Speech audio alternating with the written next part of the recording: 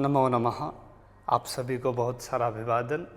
आगामी अंतर्राष्ट्रीय योग दिवस 21 जून के उपलक्ष्य में नव भारत इंटरनेशनल के द्वारा संचालित नव भारत योगा स्टूडियो आप सभी के स्वास्थ्य की इस परिकल्पना को साकार करते हुए 21 डेज योगा चैलेंज प्रस्तुत करते हैं।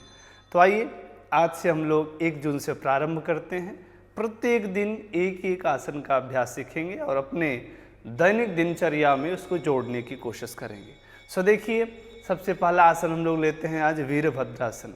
यदि आपको वीर बनना है, योद्धा बनना है, यदि आपको समाज में एक अपने सत्व, अपने आत्म प्रसादता के साथ रहना है तो आपको योद्धा अवश्य बनना पड़ेगा। भगवान श्री कृष्ण अर्जुन को गीता में बार बार प्रेरित करते हैं, योगी भव, योगी भव, योगी बनो।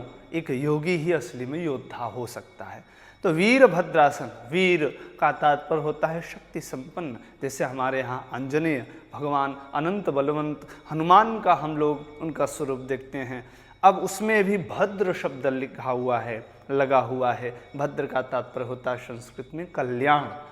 तो वीरता को, शक्ति संपन्नता को जो कल्याण की दिशा में अग्रसारित कर सके, ऐसा वीरभद्रासन आज हम लोग सीखेंगे।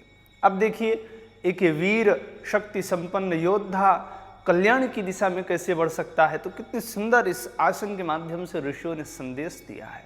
देखिए, वीरता की पहचान होती है उसको भुजाओं में अद्भुत शक्ति हो, उसके थाइज में अद्भुत सामर्थ्य का संचार हो। पहले के ज़माने में लोग ताल ठोकते थे। ये ताल इसी का परिचायक है कि आपके भुजाओं में, आपके स्थाई में शक्ति कितनी है। तो आइए वीरभद्रासन के माध्यम से भुजाओं और थाई की शक्ति को हम आगे बढ़ाएं। सर्वप्रथम हमारे शरीर का भार संचालित करने वाला हमारे पैर है, यही हमारी थाइज है। तो यदि इनको हम व्यवस्थित रखेंगे तो हमारा शरीर स्वस्थ रहेगा। इसलिए वीरभद्रासन की परिकल्पना है।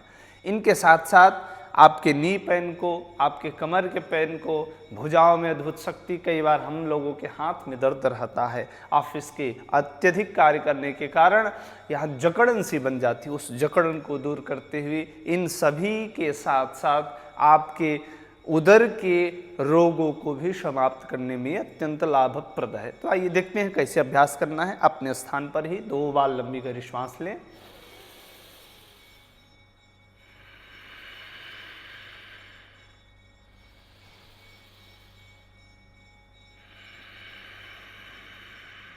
अब यहीं से हम दोनों पैरों को एक समान दिशा में खोलेंगे।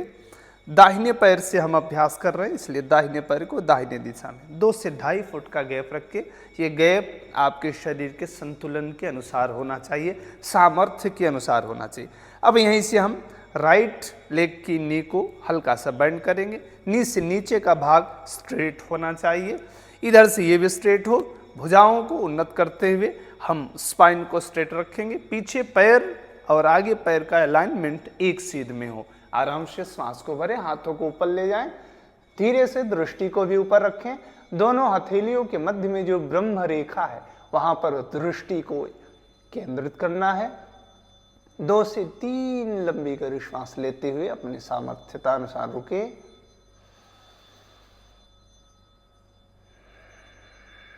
धीरे धीरे श्वास छोड़ते हुए हाथ के साथ गर्दन को भी नीचे लाएंगे और आराम से नी को हमने स्ट्रेट किया। धीरे से पैरों को सामने खोला और धीरे से हम समस्थिति में आ गए। तो यह इसके अभ्यास की प्रक्रिया है। आप बड़े सहजता से कर सकते हैं। यह एज लिमिटेशन के लिए नहीं है। आप स्वस्थ हैं, पैर आपके काम कर रहे हैं और पैर को यदि आप मजबूती प्रदान करना चाह रहे हैं, अपने जीवन में आप एक योद्धा की तरह जीना चाह रहे हैं, जब तक हम रहें, स्वस्थ रहे, हमारा शरीर शक्ति संपन्न रहे, हमारा मन एक अद्भुत शक्ति के साथ संपन्न होकर के अद्भुत दिशा में कार्य करे, उसके लिए आपको इस वीरभद्रासन का अभ्यास करना चाहिए। थोड़ा सा चिंतन हमने इसके विषय में किया।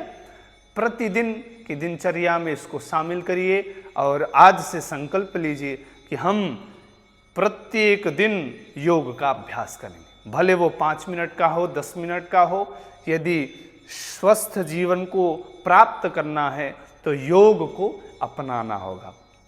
इन्हीं शब्दों के साथ आप सभी को बहुत बहुत प्रणाम। नमो नमः।